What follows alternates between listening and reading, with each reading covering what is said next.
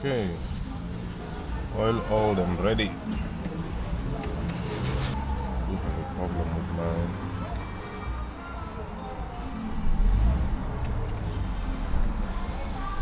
with my Apple CarPlay. It's not willing to connect. I just wanted to see how bad the traffic is before I depart.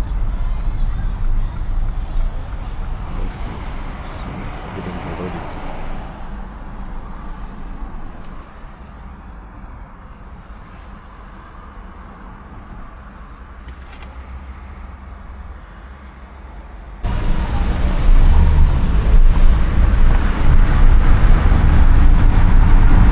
Just wanted to show you guys how busy the N1 is. The time is 6:43.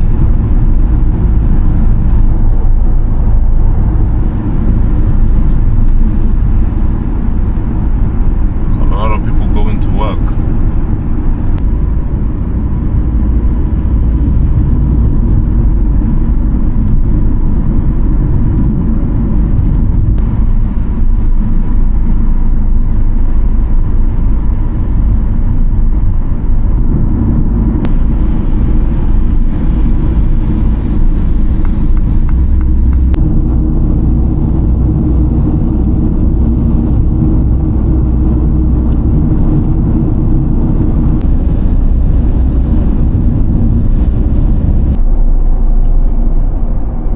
Not sure if the sunrise is visible. Clearly the sun has already risen, but the beautiful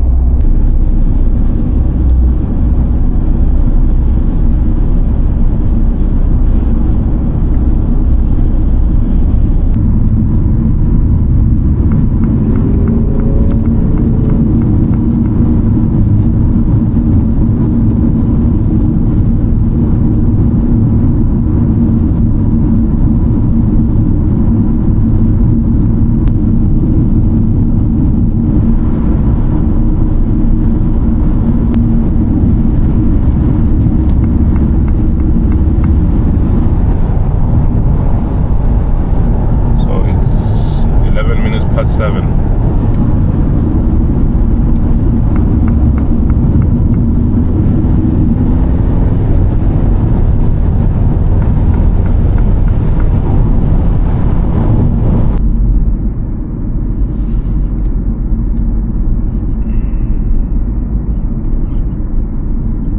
Just about to hop on the N12 because it's too hectic, so I opted to use the R21 and then the N12 and then of course that road that goes via Boxback and then join the N3.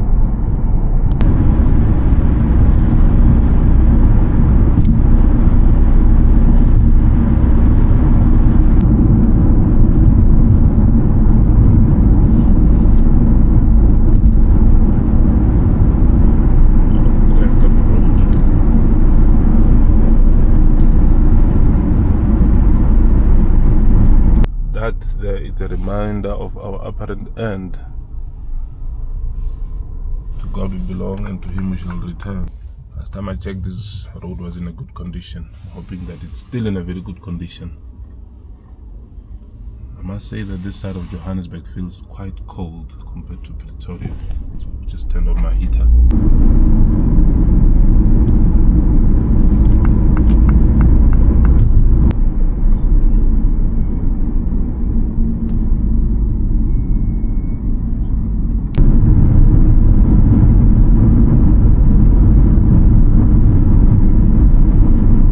Schools as we speak now, they are not of good quality. The Department of Education and our government presently is not giving proper care of these special schools. We have about 1 million children who are on the waiting list who cannot attend schools, not because they don't want to, but because there's no facilities where they can attend school. They cannot go to mainstream schools.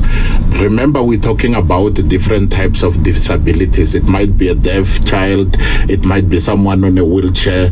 And if you look at our current schools, most of them, if they don't have stairs, they are not just accessible for all types of disabilities. You cannot have a blind person, as an example, attending a mainstream school where teachers are not even taught how to teach them on Braille.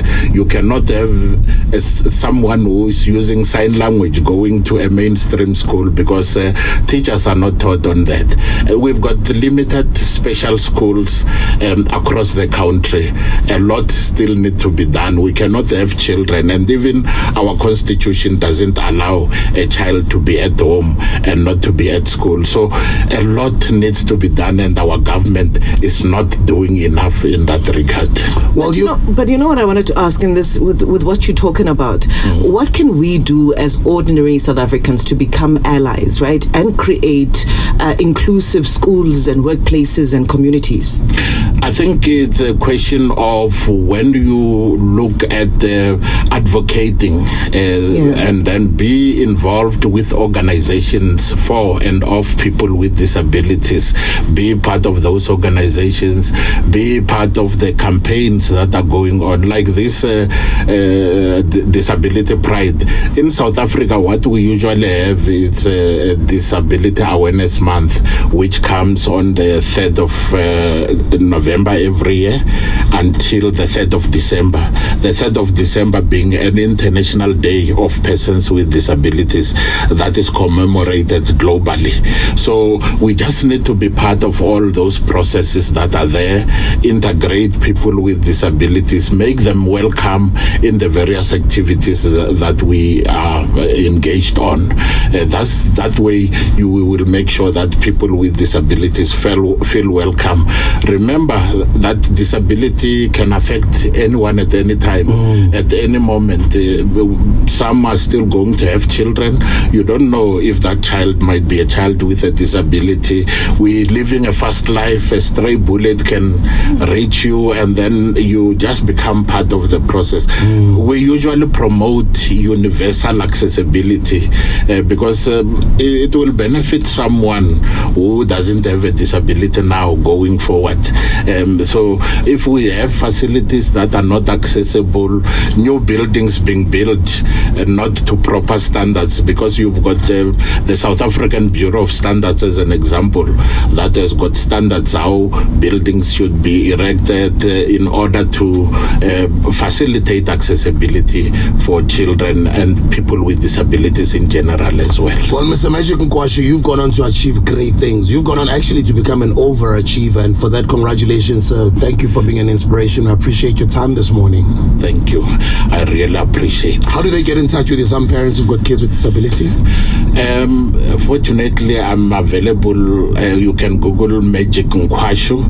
It can lead you to most of my contacts. Your biggest order just came in.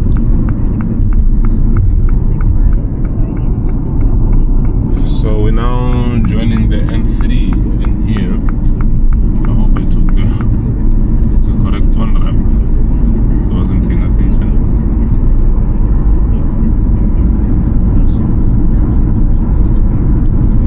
So from here onwards towards Harrismith, it's about 222 kilometers.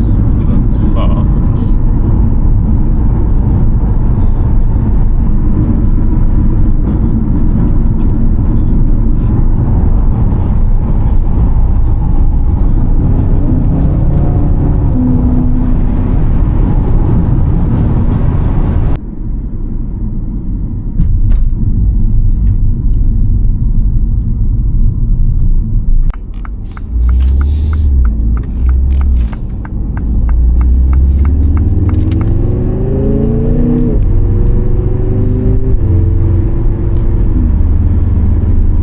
Approaching Villiers toll gate, Wilge. Wow, it's 94 rand. I suppose this is the most expensive toll gate after Machado. Last time I paid this toll gate was about, I think, 7 to 8 rand.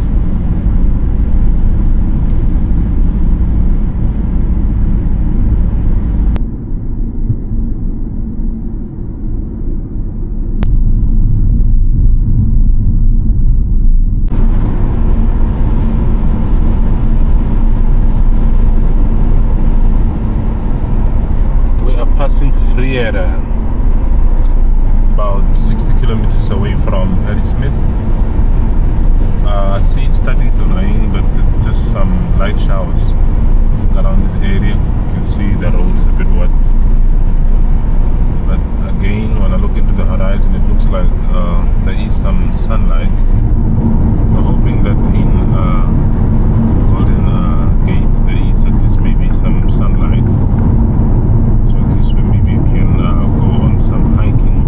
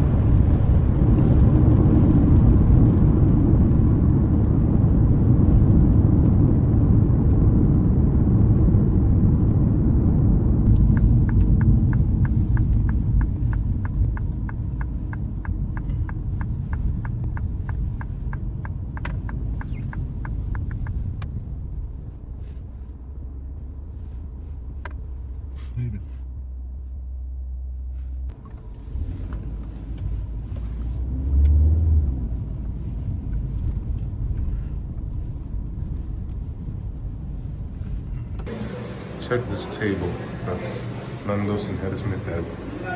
It's so secretive, far away from people. I love it. Nobody can see me eat. See, they got some art in there. Got some chicken strips and some rice, as well as quarter chicken and wedges. Looks delicious. Bismillah.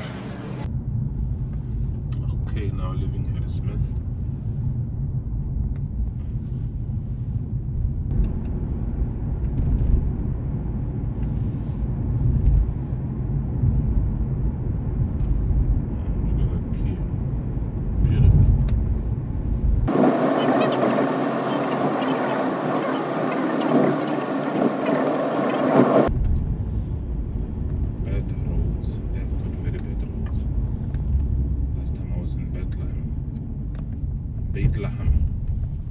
And it was quite bad. I couldn't believe what I saw. You literally just see in here, for example, it's a huge pothole on the main road, on a road that people are using daily.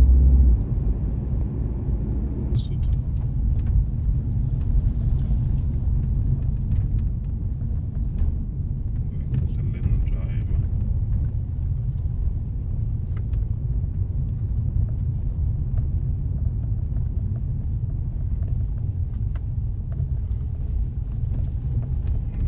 Being a learner driver is that you get intimidated by anything.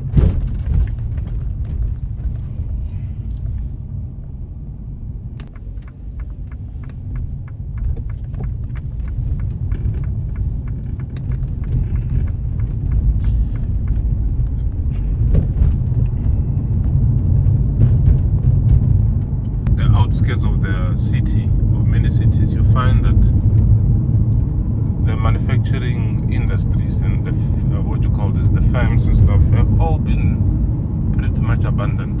It's very, very, very concerning. Now we're gonna join the R712 that goes to Putadichaba. So this is where we turn towards the R74. This is also an alternative route to go to Durban if a person does not want to pay toll gates or you want some scenery. Obviously now it's winter and not much to see, honestly, as far as I'm concerned. But there are times in which the route does look a little bit beautiful.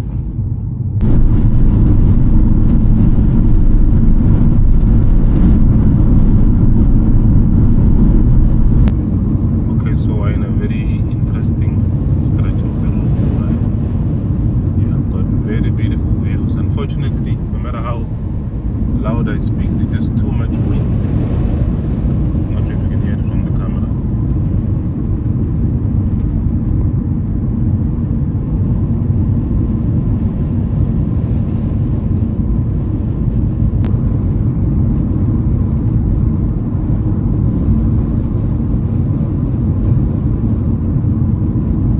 We're about 50 kilometers away from Highlands, as you can see, with beautiful views and beautiful mountains. I literally just passed people back there. It's just that I wasn't recording. They are skinning what looks like a cow. It seems like one of the cars hit the cow badly and it died. So they're busy skinning the meat off, man.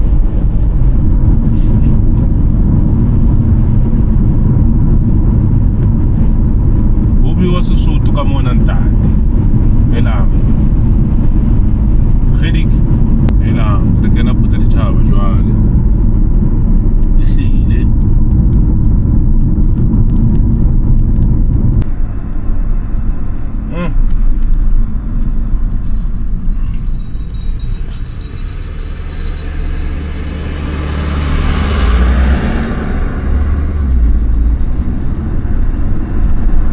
Seems there's a shortage of petrol. I see there's a lot of cars that are lined up to fill up.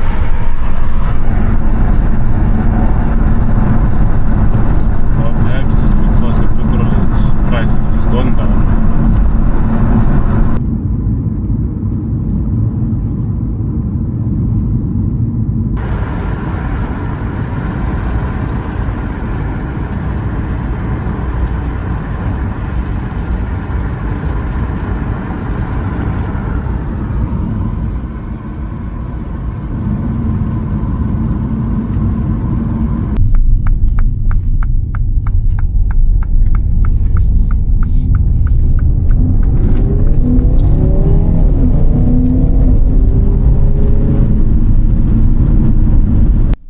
So as you can see, it says you're entering a cashless society. So in this area they don't take cash. So from here it's pretty much the goal.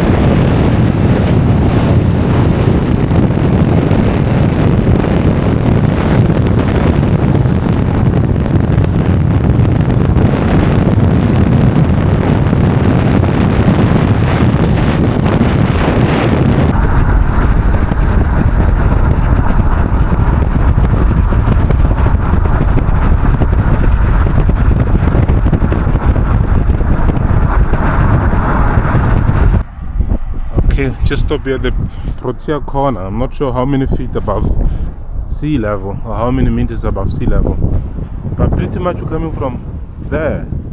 It's a very nice road. This very nice road. Though there are some few potholes, but not bad. It's cold, very cold. I need to get going.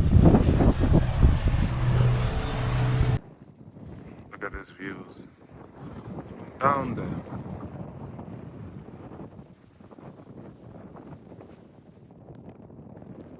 It's very cold.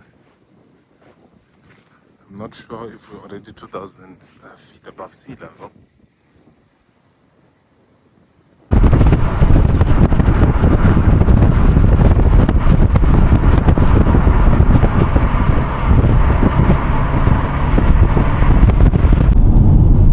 literally see the clouds moving, creating this very funny and beautiful, you know, I don't know how to describe it.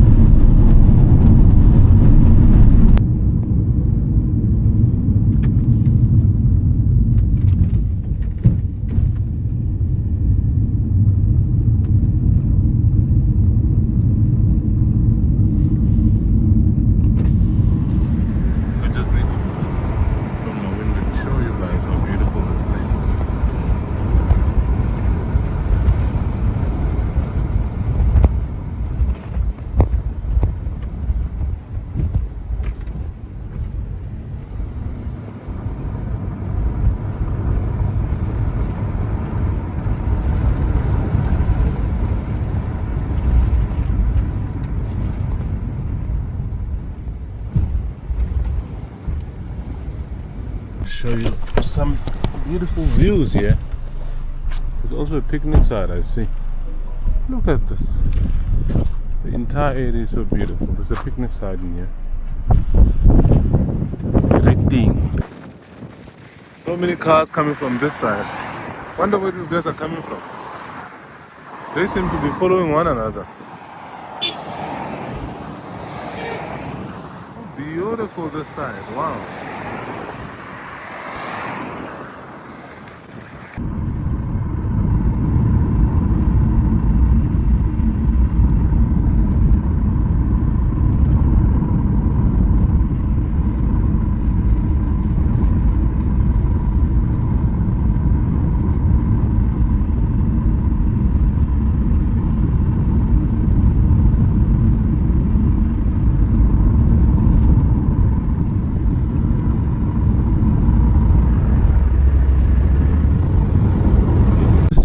The campsite, and then I'm just heading over to the place where they do the admin and the booking. It's over there. Just gonna go to the reception. Okay, I'm still looking for the password to log on the computer, but then just wanted to show you guys the prices. So if you camp for a day, I'll use my card to point because I'm feeling okay. If you camp for a day, it's $339. It's just a shell. It's $339, and then but there's a conservation fee that you got to pay. What is it? I think it's there, 73 rand. But I'm told that today it's gonna be a bit expensive for whatever reason.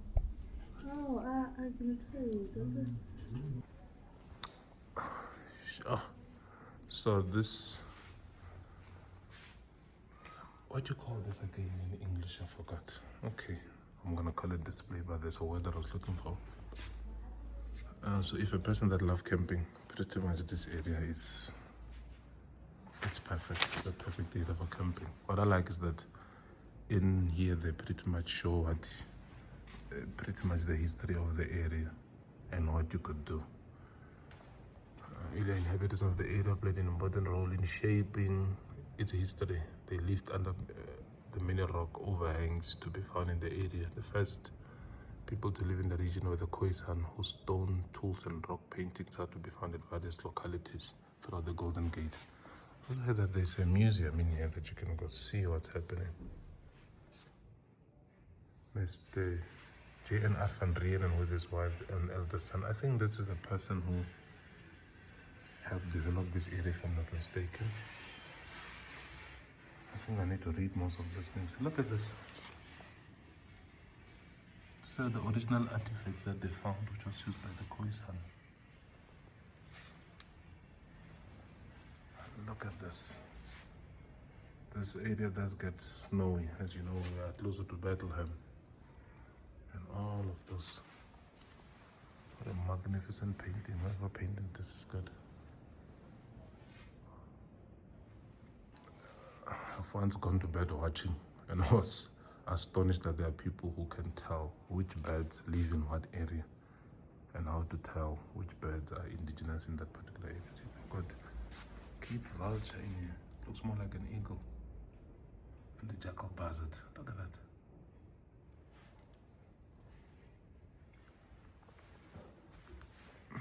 Now, I always say that for schools that always want to take learners out on a trip and stuff, these are the type of areas that they should bring the learners, honestly.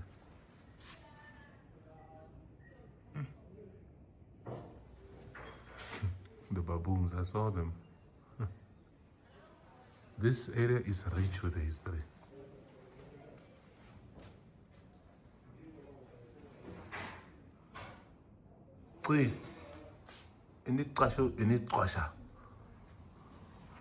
Very cold in here. It's very cold, and the time is only 1:01, but it's very cold.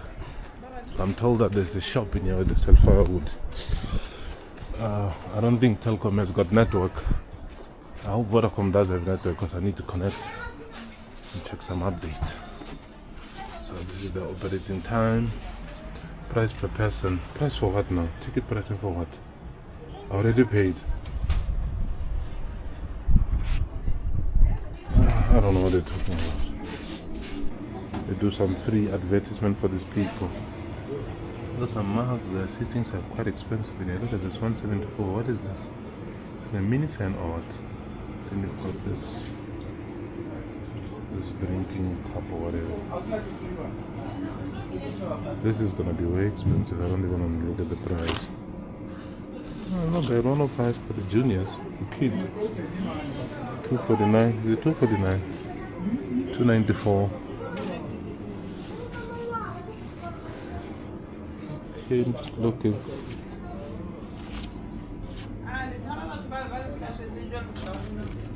Rest of the shop. They've got Vaseline. They've got soap. They've got a lot of things in here. No, but they are too. That's quite expensive. But not bad. The margin is not bad at all. I think I'd like some firewood so I can keep warm. See how much of the biscuits. I got enough food anyway. It's not bad. 15 then 12. Ooh. Yeah, don't say price is 150. Okay, got ourselves firewood, yeah, and some lighters. I was with the sister, she was teaching me, the receptionist was teaching me about the Lesotho people, the Basotho people, how Basotho of South Africa differ with Basotho of of Lesotho, and how sometimes when they communicate they miss each other there and there, but inherently they are from that side. So she's got, I mean, her family is from Lesotho. So imagine having a grandfather from Lesotho, but you're South African. So it's kind of mixed up, but at the same time very interesting. This is such a very nice place. It is very cold, I must say. Somebody's riding a bike in this cold. No, I think I can only ride a bike to come this side during summer season. We're gonna set up camp here. As you can see, somebody already took that spot. I'm gonna take this one because it's nice floor and a bit stable, not muddy in case it rains. I don't think it's gonna rain. And the other good thing is that we've got ourselves a very nice thing in here, a very nice fireplace. So I think I'm gonna make fire later and pretty much chill in here. And I think the one that I bought does not have an electric plug, which is not a problem. This one has an electric plug. I'm told that it's taken, so I don't really need electricity for now because I think pretty much my thing is charged. So the main difference here, that would be price. If you take the one with electricity, you pay around, is it 373 or 374? If you camp anywhere without electricity, it's pretty much 339. And to be honest with you, if you are driving across Free State and you haven't paid for a camp like this and you don't want to explore the mountains, you don't need to pay for anything. You can just park by the garage and sleep. But for me, I'm on my way and I just wanted to camp in here because I just want to have some experience. Okay. See, there's a stream down here. How do I go? Oh, look at the stream. Man, I think I can do some fishing. Oh, look at the water. Looks nice and it looks cold.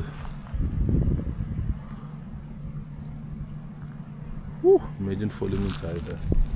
Flew immediately. Okay. But this is pretty much how my setup looks like. I got my firewood over there. And I think I got some buns and some canned food over there. So the main thing is that I've got my power bank and I think I got my cable. Okay, I just wanna take a trip and go hike. Okay, I don't need to take a lot of things, so I'm just gonna leave everything in here. I'm not gonna set up a tent. I didn't even bring a tent. It's cold. The car's much more warm.